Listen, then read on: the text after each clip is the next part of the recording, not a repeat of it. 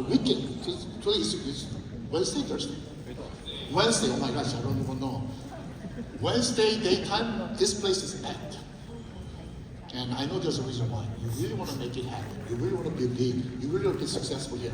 You know, and only way, ordinary people like you and I, without that much capital in your family, we could be an extraordinary success in this business when you do it right, when you build the right team. Everything has to start from your right mindset. So I'd like to introduce our head coach. He will help us. He will shape us our mindset and mentality first.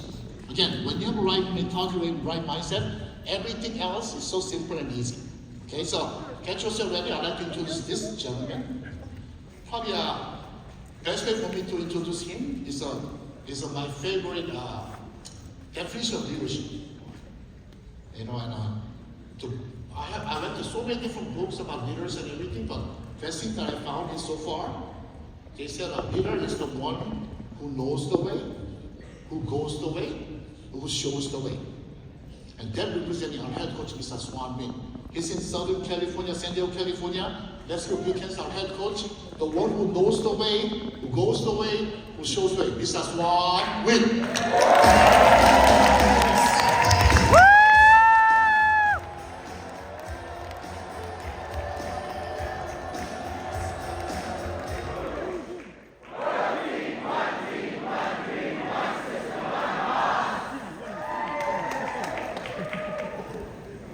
Good morning. Good morning. This is the last stop, and it's a long 2 weeks for me. So today and tomorrow, I'm done with the campaign clinic. But it's today is another step toward what we've been building for the last 20 years. You know, we have 4 locations. You remember last year I did these 12 cities pretty much by myself. This time now we have the whole team doing it. So I only do 3 times instead of 12 times. And I think the duplication of the system, of not only the leadership, but the building of the structure of building. You want to make car, you have to build a car factory, and the structure is right now been building. The infrastructure also been working for a long time. So if you with me for a long time, you know, in 2004. 2004, we declared at the time that nobody really prepared for it. It's 20 years ago, 2004, we come up with the blue flip chart, which talked about building a new industry. And we laid the groundwork for building the business. A new understanding about the business. We laid the groundwork for a lateral world of building instead of a vertical building, because I look to the structure, the way we build, that, you know, the path to the top too narrow. You know, they create like 14, 15 level of so-called title, where you do from training associate to associate to, and then they have the senior associate, and they have MD, and they have SMD, and they have EMD, and they have CEO, and they have EVC, and they have SEVC, and they have FC, and they have BC, and they have XYZ, and they have SRB, and they have. So I think that it's not normal, it's not natural, it's just not a very good looking image for a man or woman. It's not for litigation purpose, but for recognition purpose, but not for litigation. And the wish and the dream of building a normal business to men and women out there have been very difficult because the restaurant industry is still looking for more on product and commission. And then people figured out how to be able to move product and commission and try to motivate people through the different titles so that people keep moving until you get exhausted. And it's not a normal way to build a business because McDonald's don't have SMD, McDonald's, they don't have, the CEO, EVC, McDonald's. They just have a simple, you have one franchise, you have 5, 10, 20 franchise. It pretty much is a building model. We are on a recognition model. So that's why we create a team more on the lateral, on partnership. I mean, leadership is always very important. But leadership should be earned rather than title driven. More like you earn by working for your people and serving your people. Those are very difficult and controversial thoughts, and it go against the industry, the way people think. And I'm sure that the majority of people don't agree with that, but we press on. Because we're looking for another 40, 50, 100 years. It's something more sustainable. So it takes a long time until,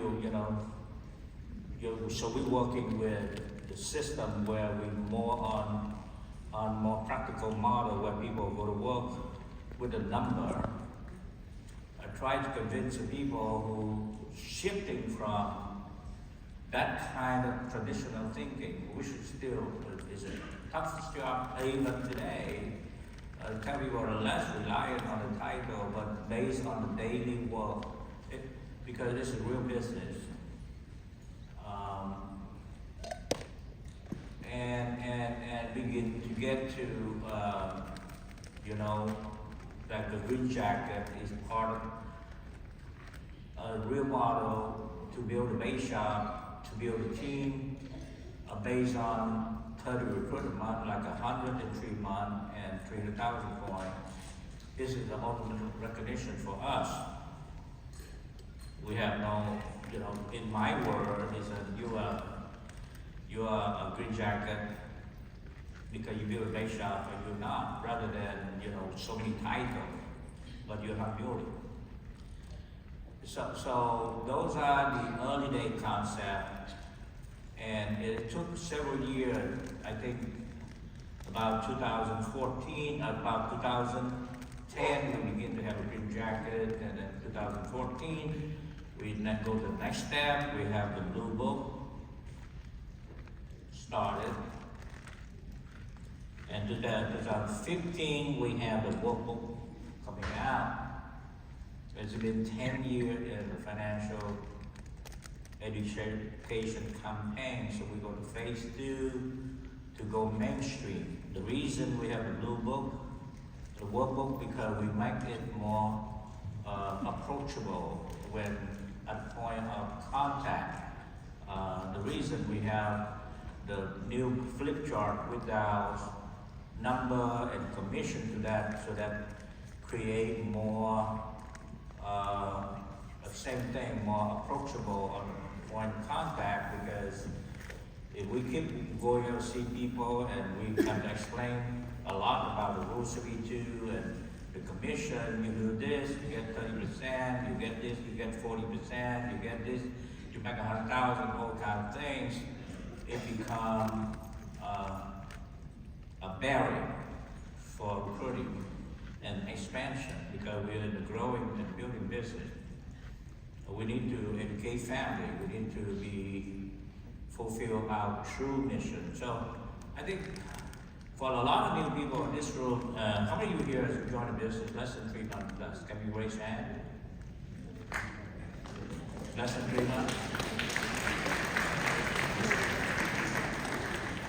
I want to spend some time here to tell you something that you probably, and even the people with me for not 3 months, but 3 years or even 10 years, I still make a very strong case to convince them to go to the new industry, or convert them, to make them rethink about direction for the country, for the world, and for the financial industry for another 30, 40, 50 years. And what we've done so far for that goal, and what we're gonna heading for the future. Because I totally believe that this is not one of those places that you're gonna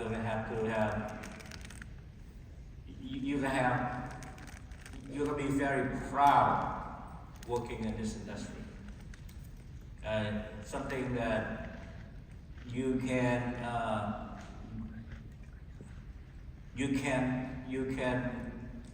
plant your feet and looking forward for the great future in the real industry. And this is it is the work that probably have no end. And this is always a struggle, uphill battle, but it's a fight worth fighting for. First of all, I want to thank all of you this morning. This is a weekday, Thursday and Friday. And for those of you who believe enough to come here to give us these 2 days of your, maybe you have a job, have other commitment in your life, and I think we owe to you to give you the most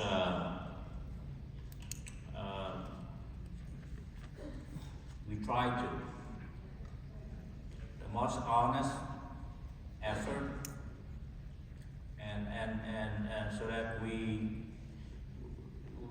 get you to be on board with us, because I believe that, one thing I believe in all my life is everybody is very intelligent people, and they can smell the real thing, or they smell something that's fishy a miles away. So this morning and by tomorrow, I hope within the next more than 24 hours, we're gonna be able to give you a good enough information for you to see the future of financial industry, especially the direction of financial education we want to go. And is that you have to ask yourself, is that something that has a need, and is it something that will another good part of your life, or maybe the rest of your life into this one? As for me, right now I'm closing to 40 years of business. Okay? Well, wow.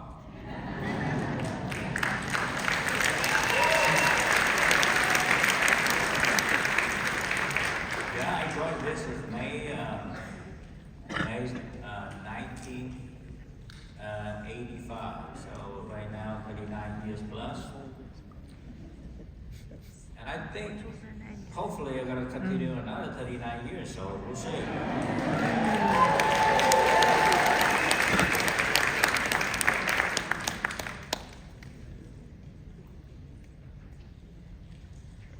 So, I'll take, I think the clock would let me know when I'm gonna start for this section, so that the other, I see that we have like 3 hours here, right, for San Diego, but but for the other one, if you can give me the clock, I'm supposed to finish here by what, 11, right, for the broadcast, I think.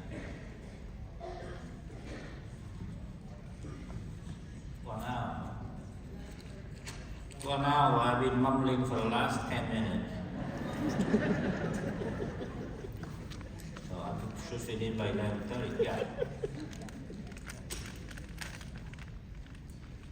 Okay, let's talk about the subject of recording. This morning we talk about this recording, and in the afternoon we talk about so-called sell. Do we really sell? What do we sell?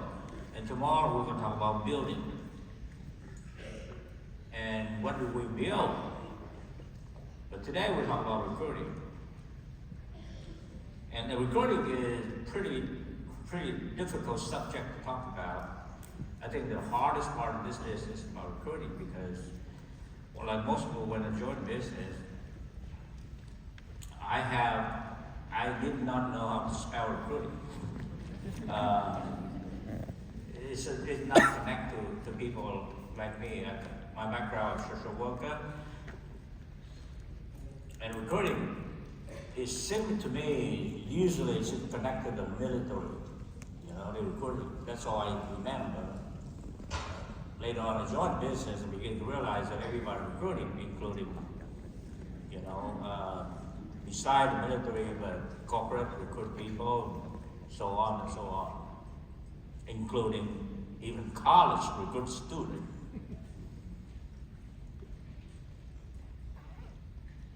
And recruiting, beside when I remember recruiting beside the military, the other recruiting is about recruiting to multi-level or pyramid scheme. And, needless to say, a typical person like me doesn't feel very excited about recruiting.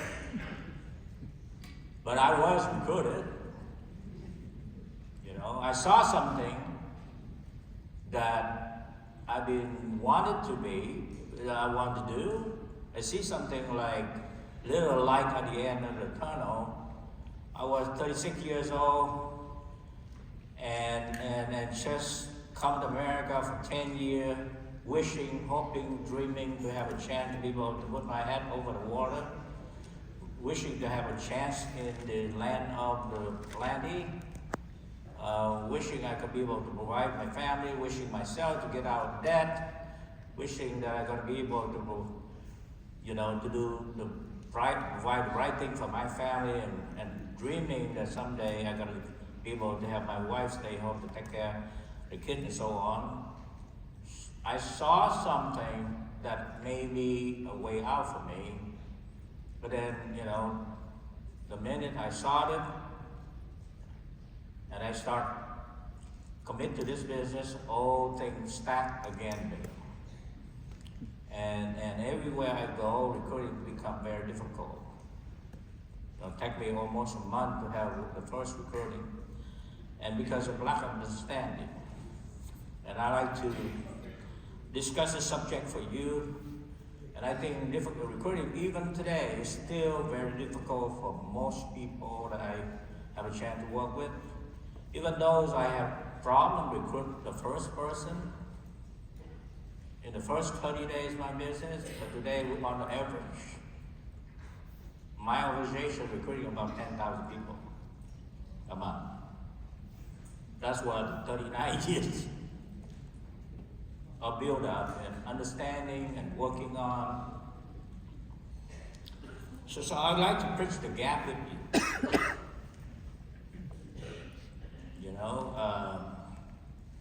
And we like to accelerate this rate for the future. And also lubricate for the people like you. So you have a chance. You know, we set out a goal to build 1,000 people who have 1,000, who build 1,000. Understand right now I'm about 30, I'm about 42,000 plus license. I think by now probably 30, about 43,000.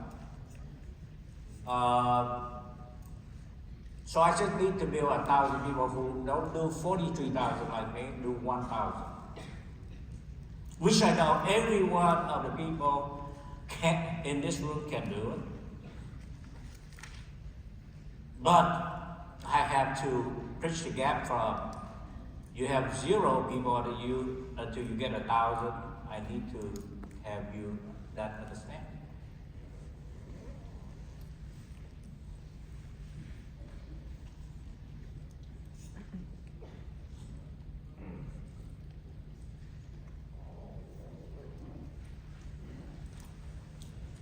It's not the so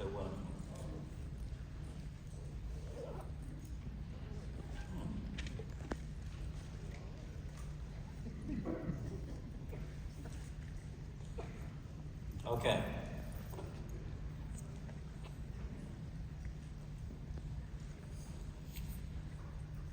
The first 3 speakers, some of them show you, 2 of them show you that where they've been and before and after, also the cash flow. You see money. How many of you here been recruited because you want to make money? Does anybody don't want to make money to join it? Are you sure? How are you here recruiting because you want to make some money?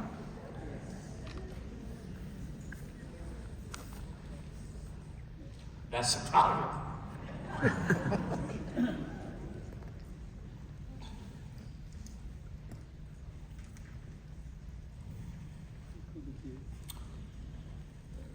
Definitely, when I joined the business 39 years ago, I do want to make money. In fact, I really, really want to make money. And that was my problem. Because the minute I want to make money and I begin to go out and talk to someone, even my brother-in-law and my very best friend, who I see them on a daily basis, or weekly basis, I have a problem talking with them about recruiting to make money. And I don't know where it comes from, but I think maybe it comes from culture, or the way we brought up, or maybe the people I'm married with. My wife never want to make money. You know, she be careful, Xuan. What do you think if we make money on them? You know, my wife is. I was surprised about my wife because her family comes from a business background. Everybody in her family is a way to do business, but when it comes to business, my wife haven't. After I married her, I see that all she wanted to become a housewife. She, you know, and she afraid to make money. When I come to America, within the first years, I take a second job in Hawaii, working as a night manager, and I was recruited to a company who sells soap and vitamin, and we do pretty well. You know, at the time I like to make some extra money. And the very first year in America, even I do not speak English very well, but I want to make money. I have a job, I have 2 jobs, I will get to here. So they recruited me into the company, and I sell, you know, I don't sell well on soap, but I sell pretty well on vitamin. And you know, it's easy to sell vitamin because all the Vietnamese come to America, they're all skinny at the time. I was size 28, you remember? When I come here, And I said to my wife, man, you know what? We just go out and tell these people, you know, you're so skinny, because you lack vitamin, you drink this one, you look like all the people local here. And also we buy vitamin to send back to Vietnam because at the time, you know, the country was pretty poor and so on. So we sell a lot of vitamin, but with this problem, my wife afraid to make money. So what we buy from those companies, we buy, I remember about $20, and we're supposed to sell like $30-something, and the profit in the middle go to us. But my wife afraid, so she said, let's buy whatever, sell them exactly. So we work for 6 months, we sell a lot of them, but they make no money. But it costs more gas and time and something like that, so finally we didn't stay in the business. And also I remember that one time my wife referred to a friend to a real estate agent who was also her friend, and to buy a house. So after the real estate agent sold to her friend a house, the real estate agent come offer my wife very, very pricey gifts. And I look at my wife's face, so pale, and say, no, don't give it to me, because if my friend knows that, he's gonna hate me because I do this for the money, because so on. Are you similar to my wife? And many times before, my wife did not want me to talk to her friend, her family, because she afraid that we're gonna bring them in, they don't make money, they're gonna blame us. And her family too. You know, I remember Kimmy's father, when many months and years, when we sit at the dinner table with family, whenever we have a chance to get together, and Kimmy's father, Pierre, would tell me, Xuan, today is family dinner, can you please not talk about business?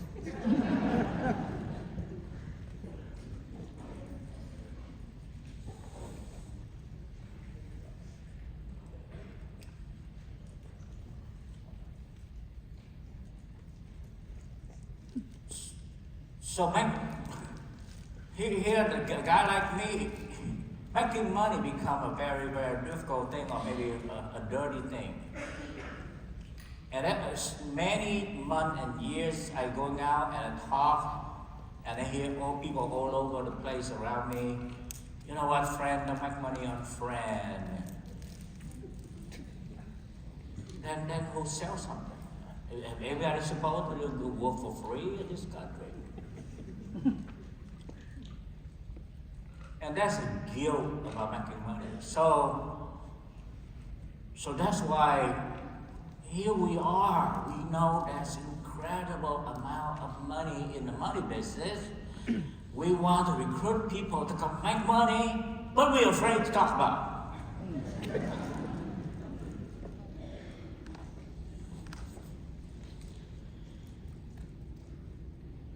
And recruiting become a very fearful word, and many of our people very quickly realize potential business. They come to business, they was recruited to go to business, but they end up afraid about recruiting, just like me and my wife. They end up learning about the product and all the wonderful things this industry do, how they can be able to help people. They learn everything about the product and all the technical things. They go to selling, and that's where they will recruit when they have to, or if they need to get promoted, they need to get some license, they will recruit it, but other than that, they wouldn't recruit.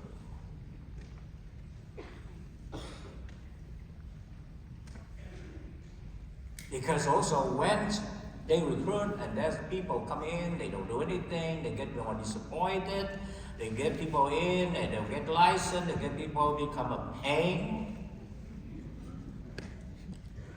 So it's so hard to recruit people, and yet you recruit them, then they don't last, and your wife told you, I told you so, they don't make money, and cousin Mary gonna blame you, her husband gonna blame you, her mother gonna blame you. So let's go sell. For those you recruit for the money, sometimes it's a hard thing to do.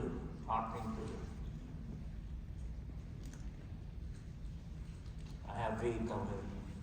Not a half. Yeah, I understand salesman.